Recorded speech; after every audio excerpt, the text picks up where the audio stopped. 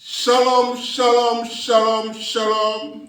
Nous sommes à l'émission Allons à l'eau profonde. Et bien-aimés, grande est ma joie de vous retrouver encore ce soir pour que le Seigneur nous parle. Bien-aimés, des grandes choses sont en train de prendre forme. Et bientôt, mon deuxième album va sortir. Et ce soir, je vais vous faire écouter une petite partie du titre intitulé « Jésus est la solution ». Ça est encore au laboratoire, mais dégustez un peu le son. On y va.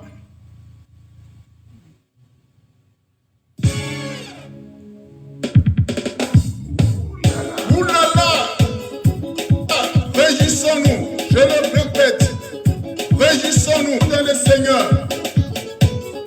Et oui, la joie du Seigneur est ma force. La sécurité, la sécurité. C'est Jésus qui est la solution. C'est Jésus-Christ qu'on a la solution. Ami, oh, reviens. Jésus est la solution. Mon ami, oh, reviens. Jésus est la solution. T'as trop cherché, reviens. Jésus est la solution. T'as trop fouillé, reviens. Il est la solution.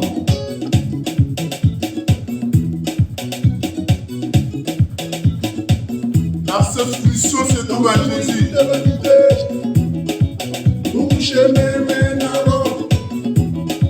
Quelle que soit ta religion, tu cours après les biens de ce monde. Sache que Jésus est la solution.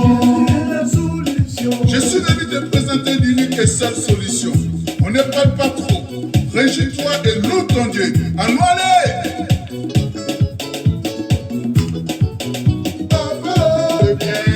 Jésus est la solution. C'est Jésus seul qui est la solution. La solution ne se trouve nulle part, c'est en Jésus seul. Bien-aimés, nous sommes à l'émission Allons en eau profonde. Sois bénie ma sœur Julietta, la faveur de Dieu soit ton partage depuis ta position, que Dieu déverse sa gloire sur ta vie au nom puissant de Jésus-Christ de Nazareth. Bien-aimés, aujourd'hui nous allons traiter le thème « Cessons d'être religieux ». Cessons d'être religieux. Bien-aimés, la religion ne sauve pas. La religion ne sauve pas. Cesse d'être religieux. Bien-aimés, ne nous trompons pas. Bien-aimés, ne nous trompons pas. L'esprit religieux est contre le Seigneur Jésus. L'esprit religieux est contre le Seigneur Jésus. Bien-aimés, quand on parle de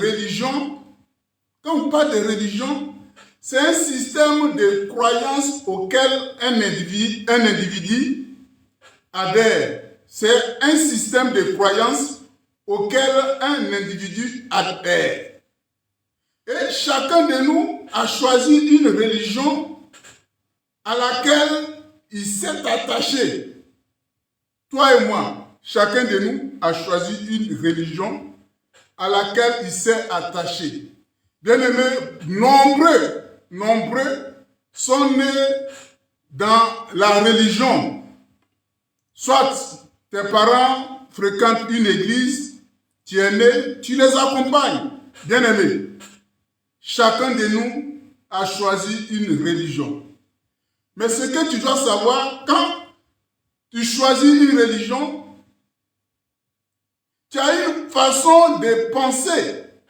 Tu as ta façon de penser.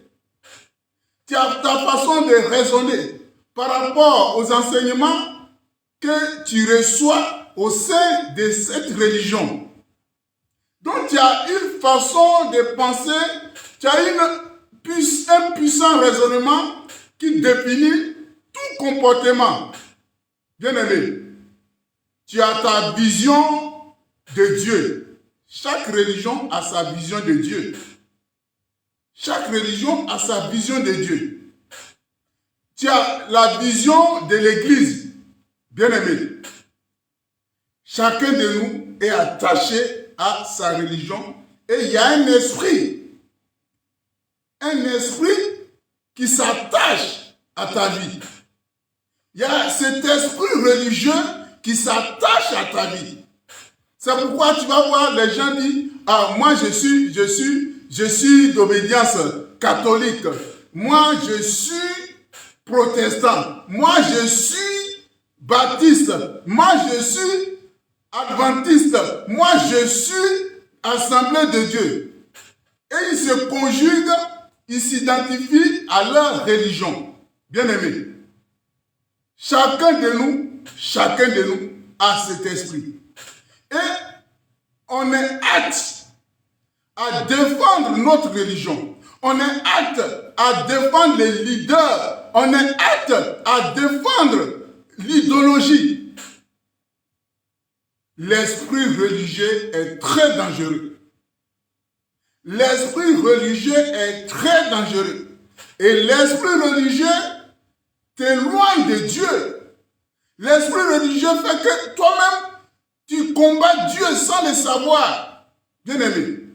Ah, dans notre religion là. Ah, dans notre église là. C'est comme ça on fait. Oui, le pasteur a dit, c'est comme ça il faut faire. Non. Ça, c'est dans leur religion ils font ça. Bien-aimé. Et tu t'attaches à ta religion. C'est très dangereux. C'est très dangereux. Tu as ta manière de définir Dieu. Tu as ta manière de voir Dieu. Bien-aimé, l'esprit religieux. L'esprit religieux. Et comme j'ai dit, c'est très dangereux. Bien-aimé, est-ce que tu sais que c'est la religion qui a tué Jésus? Est-ce que tu sais que ce sont les hommes religieux qui ont fait mourir Jésus? C'est vrai. Jésus devait venir, il devait mourir. Mais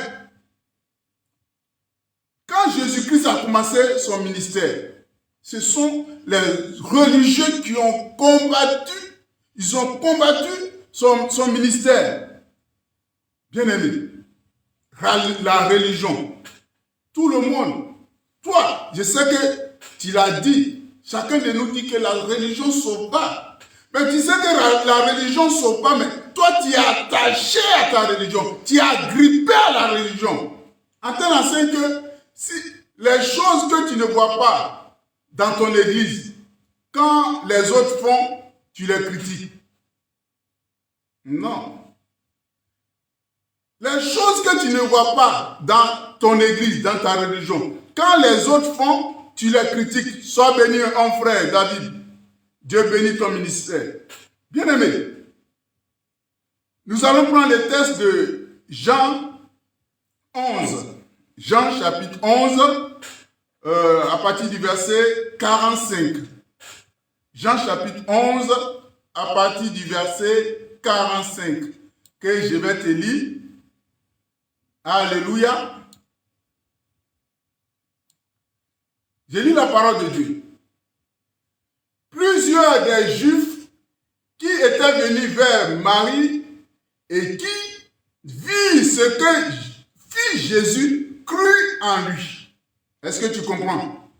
Il s'agit, bon, au loin, c'est Lazare qui était mort et Jésus est venu, il a ressuscité Lazare. Donc, ça fait que les gens ont cru en lui. Les gens ont cru en lui et les gens sont partis, ils ont rendu témoignage de ce que Jésus a fait. Alléluia. Donc, plusieurs des Juifs qui étaient venus vers Marie et qui virent ce qui fit, Jésus crut en lui. Mais quelques-uns d'entre eux allaient trouver les pharisiens et leur dit, ce que Jésus avait fait. Alors, les principaux sacrificateurs, vous retenez ces mots, hein, les pharisiens, les principaux sacrificateurs, ce sont les religieux. Et les pharisiens assemblèrent le Sanhédrin et dirent, que ferons-nous? Car cet homme fait beaucoup de miracles. Si nous le laissons faire, tous croiront à lui. Si nous le laissons faire, tous croiront en lui. Et les Romains viendront détruire et notre ville et notre nation. L'un des califes qui était souverain sacrificateur cette année-là leur dit, vous n'y entendez rien. Vous vous ne réfléchissez pas qu'il est dans votre intérêt qu'un seul homme meure pour le peuple et que la nation entière ne périsse pas. Or, il ne dit pas cela de lui-même, mais étant souverain sacrificateur cette année-là, il prophétisa que Jésus devait mourir pour la nation. Et ce n'était pas pour la nation seulement. Est-ce que tu attends? C'est aussi afin de réunir en un seul corps les enfants de Dieu dispersés. En un seul corps, les enfants de Dieu dispersés. Quand on parle du corps du Christ, c'est ça la vraie église. La vraie église, c'est le corps du Christ. C'est toi, c'est moi. C'est nous qui avons confessé Jésus-Christ de Nazareth. Dès ce jour, il résolut de le faire mourir. Est-ce que tu as compris? Ce sont les religieux. C'est la religion qui a résolu de faire mourir Jésus.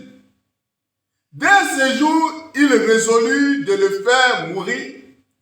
C'est pourquoi Jésus ne se montra plus ouvertement parmi les Juifs, mais il se retira dans la contrée voisine du désert, dans une ville appelée Ephraïm. Et là, il demeura avec ses disciples. Alléluia. Bien-aimé, tu as vu cela? Tu as entendu la parole de Dieu? Ce sont les religieux. Ce sont les religieux qui cherchaient à faire périr Jésus. Jésus était en plein ministère. Jésus guérissait les malades, il ressuscitait les morts. Toi, tu as ton frère, tu as ta soeur qui est malade. Tu as besoin que Jésus-Christ vienne pour les guérir. Tu as une personne qui est morte. Tu as besoin de Jésus pour que la personne soit ressuscitée. Mais voici qu'il y a des gens qui combattent le ministère de Jésus. Alléluia. Donc, les religieux de l'époque de Jésus, ils n'étaient pas prêts à recevoir Jésus. Ils n'étaient pas prêts à le recevoir. Ils étaient plutôt préoccupés par leur rituel religieux au temple. Ils étaient préoccupés par leur rituel au temple. Bien-aimés, la religion nous égare. L'esprit religieux nous égare. Et l'esprit religieux fait que nous-mêmes, on a une vision de Dieu. Il y a des gens, ils voient encore Jésus-Christ, encore nouveau-né, dans leur religion. Il y a des gens, ils voient encore Jésus-Christ crucifié à la croix. Bien-aimé, Jésus-Christ n'est pas encore... Jésus-Christ n'est pas sur la croix. Jésus-Christ n'est pas bébé. C'est vrai, il est né. Il a grandi. Il a fait son ministère. Mais Jésus-Christ, il est mort. Il est ressuscité. Il est monté au ciel. Il s'est assis à la droite du Père et il intercède pour toi et moi, bien-aimés. Alléluia. Et cet esprit religieux fait que on limite le Saint-Esprit. Le Saint-Esprit ne peut pas se mouvoir dans nos églises. Le Saint-Esprit ne peut pas se mouvoir parce que maintenant, c'est nous on donne les ordres au Saint-Esprit. C'est nous-mêmes on envoie le Saint-Esprit. C'est nous on oriente le Saint-Esprit. Alors que ce soit le Saint-Esprit qui nous oriente, qui nous guide. Jésus a dit, je m'en vais et je vais vous faire venir un autre consolateur, le Saint-Esprit. Il va venir nous enseigner, il va venir nous conduire. Mais c'est nous, maintenant c'est nous, on conduit le Saint-Esprit. C'est nous, on lui dit, dans mon église, c'est pas comme ça il faut faire. Bien-aimé, faisons très attention. Bien-aimé, je vais te prendre le cas d'un grand serviteur de Dieu, à savoir l'apôtre Paul. L'apôtre Paul. Avant, on l'appelait Saul. Saul était un religieux. Il était religieux.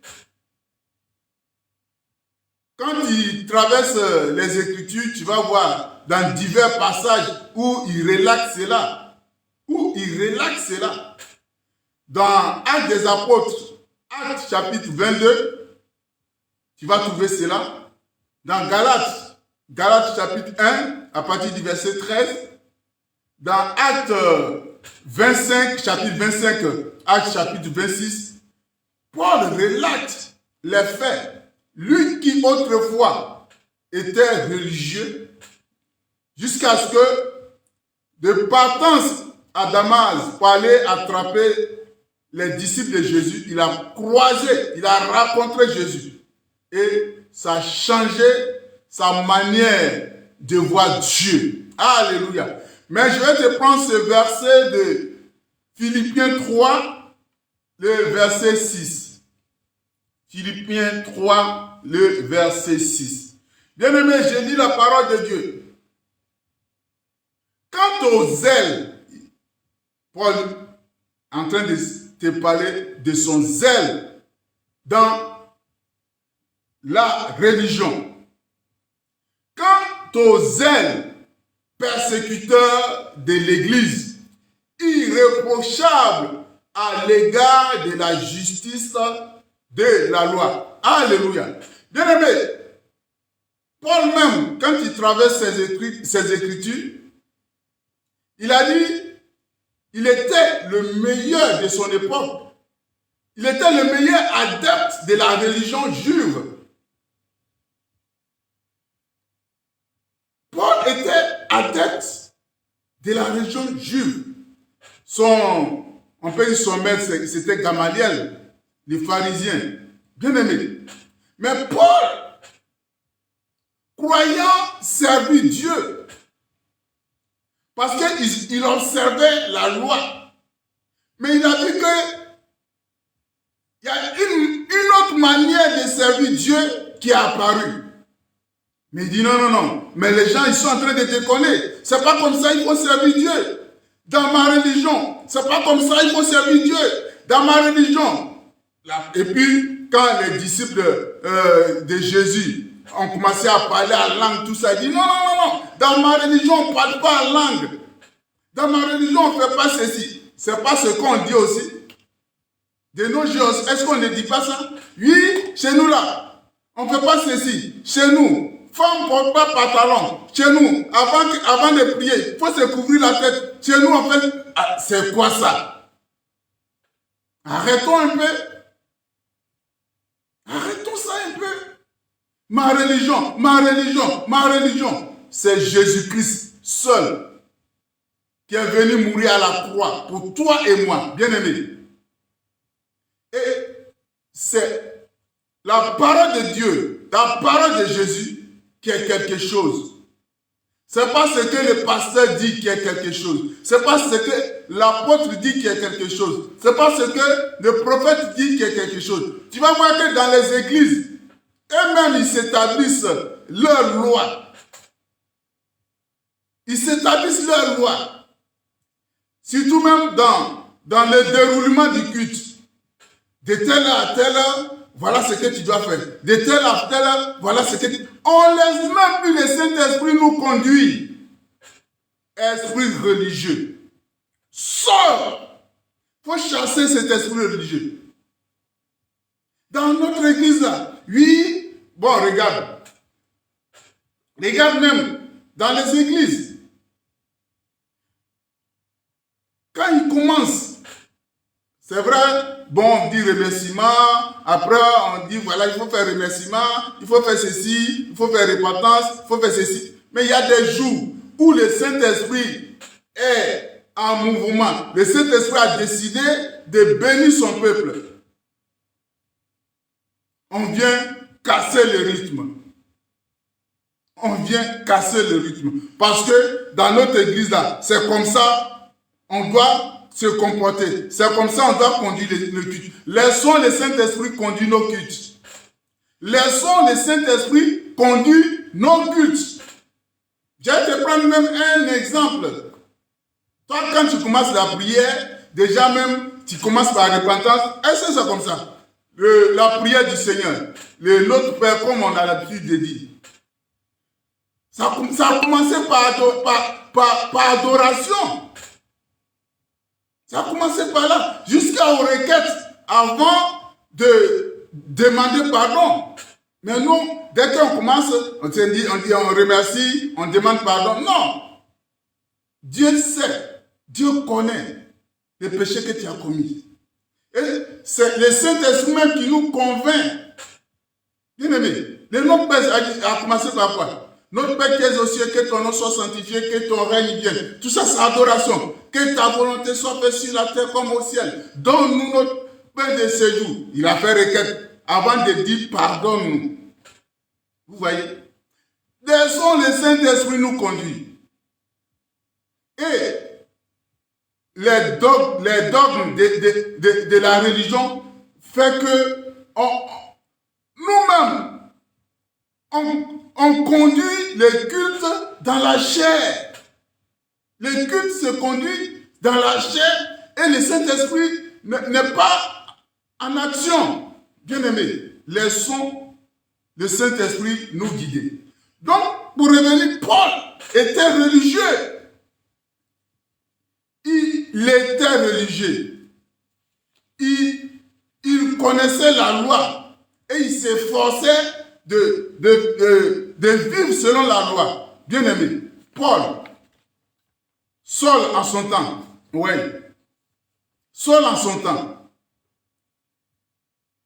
il faisait l'œuvre de Dieu, l'œuvre de sa religion, pensant qu'il était en train de servir Dieu.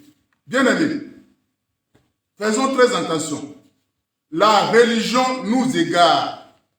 La religion nous égare. Bien aimé, au temps de Paul, Paul était le meilleur de sa génération. Paul pouvait aller dans d'autres contrées pour aller pourchasser les disciples de Jésus. Il était légaliste. Il était zélé dans sa religion. Paul était zélé dans sa religion. Bien aimé. Et de nos jours, il y a plein qui ont fait comme Saul de Tarse. Il y a plein. De nos jours, il y a des gens qui agissent aussi ainsi. Ils sont sincères dans leurs croyances. Ils sont sincères dans leurs croyances. Ils sont sincères dans leurs croyances. Ils produisent des efforts. Ils payent même le prix fort. Ils se sacrifient en se basant de la religion pour essayer de plaire à Dieu. Bien aimé, il y a plein qui font comme Saul en son temps. Bien aimé,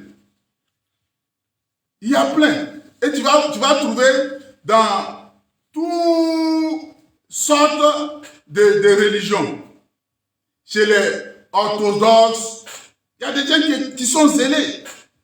Chez les catholiques, il y a des gens qui sont zélés. Chez les protestants, il y a des gens qui sont zélés. Les musulmans, il y a des gens qui sont zélés. Dans la religion bouddhiste, il y a des gens qui sont zélés. Chez les hindous, chez les baptistes, chez les évangéliques, dans toutes les religions. Et ils suivent leurs lois, leurs préceptes, bien aimés. Et ils sont irréprochables vis-à-vis des règles que la religion a établies. Bien aimés. Alléluia. Alléluia. C'est ça. Et quand Dieu conduit les choses, quand Dieu commence à conduire les choses, ils sont perdus. Ils sont déboussolés. Quand le Saint-Esprit commence à conduire les choses, bien aimé, alléluia. Regardez un peu. Regarde. Si c'est l'Esprit de Dieu qui te conduit, ou bien c'est l'esprit de religion qui te conduit. Regarde si c'est l'Esprit de Dieu qui te conduit, ou c'est l'esprit de ta religion qui te conduit. Tu connais ce que tu fais dans ta religion. On a un seul idéal. Alléluia. On a un seul idéal. Alléluia. C'est le Seigneur Jésus-Christ de Nazareth. On a un seul idéal, toi et moi. C'est le Seigneur Jésus-Christ de Nazareth. C'est pourquoi moi-même, l'appellation chrétien, ça, c'est encore, c'est pesant. C'est pesant pour moi. Je préfère disciple de Jésus. Je préfère disciple de Jésus. C'est parce qu'on s'est dit qu'on est chrétien. Ok. Être chrétien même, c'est quoi? Être chrétien, c'est quoi? Prends Actes des apôtres. Actes des apôtres. Bien aimé, prends ça. Actes chapitre 11. Actes chapitre 11. Le verset, on va prendre le verset 25, les versets 25 et 26. Alléluia. On dit, Barnabas se rendit ensuite à Tarse pour chercher Saul. Et l'ayant trouvé, il l'amena à Antioche. Pendant toute une année, il se réunit aux assemblées de l'Église. Et il enseignait beaucoup de personnes. Ce fut à Antioche que pour la première fois, les disciples, est-ce que tu attends? Les disciples furent appelés chrétiens. Est-ce que tu attends? Les disciples de Jésus furent appelés chrétiens. Alléluia. Bien-aimés, ceux qui suivaient Jésus, les disciples de Jésus, ils ont eu plusieurs appellations. Les Juifs les appelaient des fois les Nazériens. Tu vas trouver ça dans Actes 24. Voilà.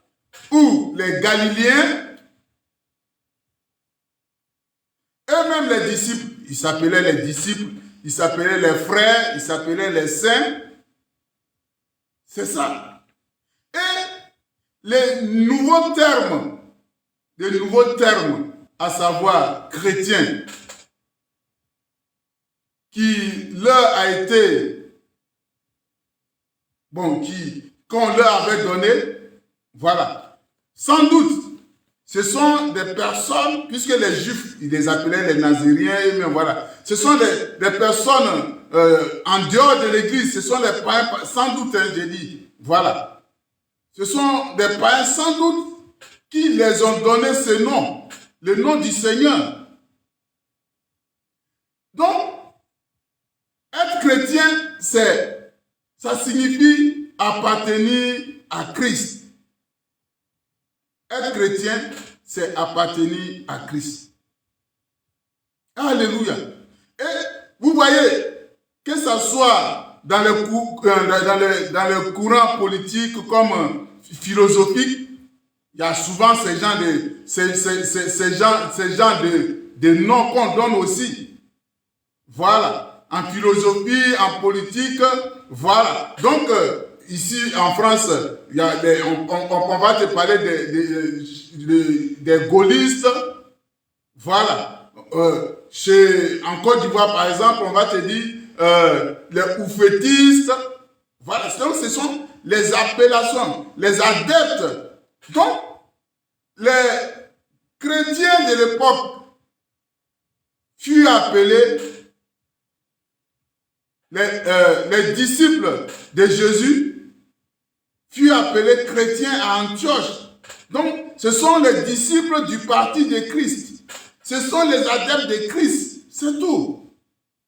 Et comme j'ai dit, nous tous, nous sommes les disciples de Jésus. Nous sommes les adeptes de Jésus. Alléluia. Nous sommes les adeptes de Jésus. Mais, vous voyez, au cours des années, peut-être, il y a d'autres qui vont prendre quelques portions des Écritures pour créer des courants. Ils vont prendre quelques portions des Écritures pour dire non, voilà comment on doit prêcher, voilà comment on doit prier Dieu. Et ça fait que il y a beaucoup. Regarde l'ensemble, tous les disciples de Jésus, tous ceux qui ont cru à Jésus. Normalement, on devait être un bloc, mais on s'est dépiécé. Et il y a des sous-groupes, bien aimés. Et chacun se campe sur sa religion. Chacun se campe sur l'idéologie du leader, bien aimé. Et tous ont dit que la religion ne sauve pas. Tous, ensemble. Nous tous on dit que la religion ne sauve pas. Mais cherchons celui qui sauve. Cherchons Jésus. C'est lui seul qui sauve. Mais on est cramponné. On est cramponné sur la religion. Alléluia. On est cramponné sur la religion. Bien aimé, la religion ne sauve pas. Seul Jésus-Christ sauve. Alléluia. Bien aimé, donc, les disciples qui ont reçu le nom de Jésus, que ce soit dans leur parole, que ce soit dans leur attitude, ils étaient une démonstration de la vie de Jésus-Christ. Ils vivaient la vie de Jésus. Donc, quand ils ont dit, ah, ceux-là, ils font comme Christ. Ce que Jésus faisait quand il était vivant là, c'est ce qu'ils faisaient, c'est ce qu'ils sont en train de faire, c'est ce qu'on voit. Est-ce que toi, tu fais comme Jésus? Toi qui t'appelles, c'est toi-même qui te dis que tu es chrétien. Mais à leur temps, ce sont les gens qui les appellent. Ce sont les gens qui les ont appelés chrétiens. Mais nous, on s'auto-proclame, je suis chrétien. Non. Laisse les gens t'appeler chrétien. Laisse les gens te dire que tu es chrétien.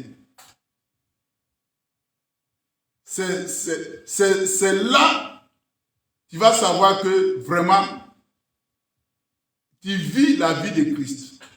Alléluia. C'est là que tu vas savoir réellement que tu vis la vie de Christ. Alléluia. Alléluia. Bien-aimés, donc, chacun de nous a sa religion. On va commencer à se critiquer. On va commencer à haïr d'autres. On va dire du mal des autres. Bien-aimés, fixe l'objectif. Fixons l'objectif. C'est Jésus on doit regarder. C'est Jésus on doit regarder. L'apôtre Paul était plus religieux que toi. Je te dis, l'apôtre Paul était plus religieux que toi. Mais quand il a rencontré Jésus,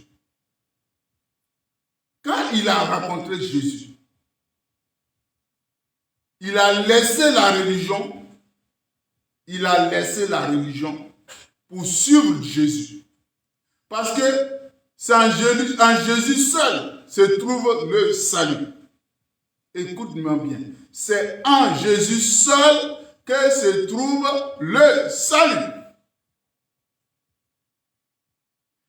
Même à leur temps, les disciples, ils partaient prier dans les synagogues, dans les églises.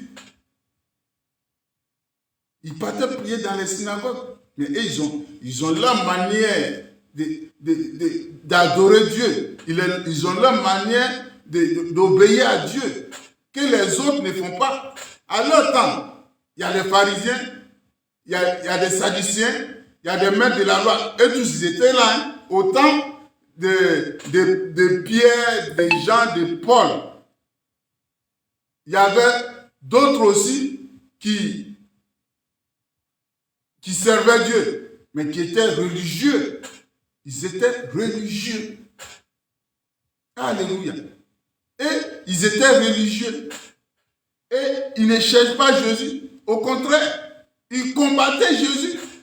Même Jésus étant mort, au temps des disciples, ils persécutaient les disciples. Sans cela, lorsque Saul partait à Damas pour aller attraper les disciples de Jésus, pour les ramener à Jérusalem, croyant servir Dieu, croyant obéir à Dieu, il a rencontré le Dieu des dieux, le vrai Dieu, Jésus-Christ de Nazareth, la lumière du monde. Et c'est cette lumière qui a changé la vie de Saul de Tarse, qui se nomme maintenant Paul. C'est cette rencontre. Je sais que tu vas à l'église. Sois béni, serviteur, au goût. La faveur du Seigneur soit sur toi. Et que Dieu bénisse ton ministère. Alléluia. Je sais que tu fréquentes l'église. Je sais que tu fréquentes une religion. Mais cherche Jésus. Cherche Jésus. Attache-toi à Jésus. L'esprit religieux est tellement subtil. L'esprit religieux est tellement mauvais. Oui, on se plaît de dire, ah, moi je suis catholique jusqu'à la mort. Bien aimé, catholique jusqu'à la mort, ça va te conduire en enfer. Je suis métaux jusqu'à la mort. Métaux jusqu'à la mort. Si tu t'attaches à ça, ça va te conduire en enfer. Je suis évangélique jusqu'à la mort. Ça va te partir jusqu'à la mort. La religion ne sauve pas. J'ai dit Paul, l'apôtre Paul, avant, Saul était plus religieux que toi et moi. Lui, il était plus religieux que toi et moi. Quitte la religion. Quand je dis ça, je n'ai pas dit de quitter les églises, hein, mais quitte ton esprit. Quitte la religion. Quitte la religion. Je te dis, les disciples à leur temps, ils fréquentaient les synagogues. Ils partaient prier. Mais ils ont changé leur manière de prier. On peut dire dans les églises. Ils ont changé leur manière de prier. Tu peux être catholique et puis changer ta manière de prier prier selon que Jésus-Christ te recommande. Tu peux être baptiste, évangélique, adventiste, mais changer ta manière de prier. Fais ce que Jésus-Christ te recommande, que de faire ce que la religion te commande.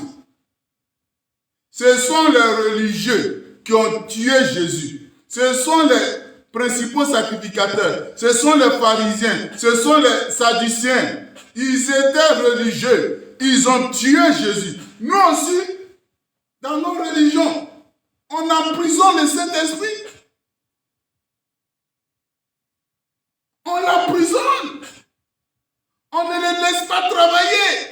On ne les laisse pas mouvoir. Bien-aimé, tu as un choix à faire.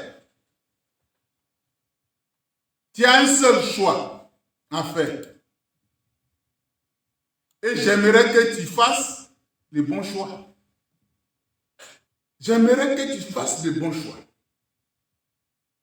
Comme j'ai dit, l'esprit religieux vit en chacun de nous. L'esprit religieux vit en chacun de nous. Mais toi, tu as un seul choix. Soit tu te laisses conduire par cet esprit religieux qui est en toi, et puis tu vas tout conjuguer par ta religion. Tu vas vivre selon les rites, selon les règles de ta religion.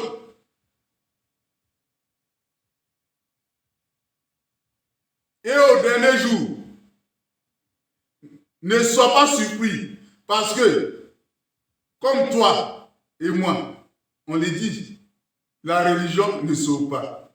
Donc si tu as choisi d'être conduit par l'esprit de religion, l'esprit de religion ne va pas te sauver.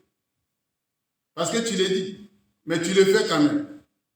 Donc le mieux, le mieux est que tu te laisses conduire, tu te laisses diriger par le Saint-Esprit. Tu te laisses diriger par le Saint-Esprit. C'est le seul guide, c'est le seul consolateur, c'est le seul enseignant, c'est le seul patron que Jésus-Christ nous a recommandé. Il dit, il était mieux pour vous que je m'en aille. Sinon, si je ne vais pas, le Saint-Esprit ne va pas venir. Le Saint-Esprit, c'est un avantage pour toi et moi. Bien-aimés, laissons le Saint-Esprit nous guider dans nos moments d'adoration. Laissons le Saint-Esprit nous guider. Laissons le Saint-Esprit nous orienter. La Bible nous dit que les vrais adorateurs, ce sont ceux qui m'adoreront en esprit et en vérité. Tu as compris? Ce sont ceux qui m'adoreront en esprit et en vérité. Ce n'est pas une adoration qui a été taillée selon les hommes. Alléluia. Bien-aimés, laissons le Saint-Esprit nous guider. Au titre de me répéter, la religion ne sauve pas. Ta religion ne va pas te sauver. Ma religion ne va pas me sauver. Le seul Seigneur, le seul Sauveur, il se nomme Jésus-Christ de Nazareth. Bien-aimé, à cause de son obéissance, Dieu lui a donné le nom qui est au-dessus de tout nom, afin qu'au nom de Jésus, que ça soit dans les cieux, sur la terre, sous la terre, je répète, que ça soit dans les cieux, sur la terre, sous la terre. C'est le seul nom, le seul nom, le seul nom, à savoir Jésus-Christ de Nazareth. C'est le seul nom qui sauve. C'est le seul nom qui sauve. Bien-aimé, c'est vrai. On cherche tous à être sauvés. Mais c'est Dieu, fait chair, qui est venu sur la terre, Jésus-Christ, qui est venu te montrer le chemin.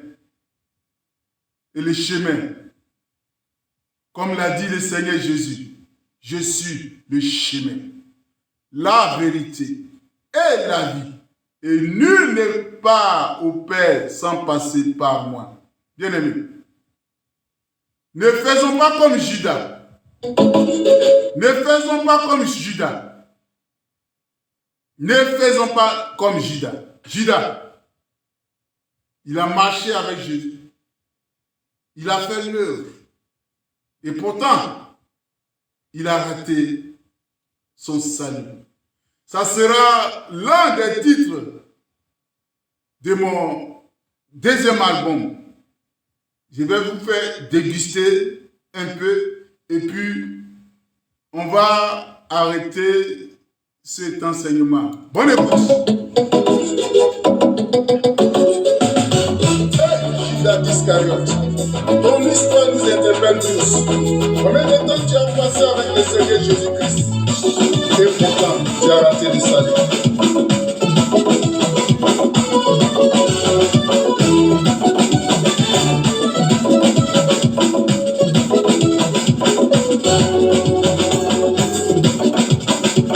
Il était son ami, il était son prophète, Il a négocié, il était son sauveur. il a manqué le ciel. Bien-aimés, ne faisons pas comme Judas Iscariote.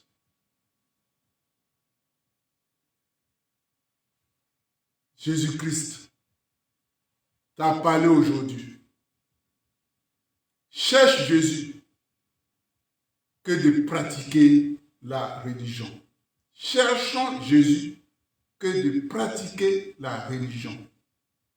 Dieu vous bénisse.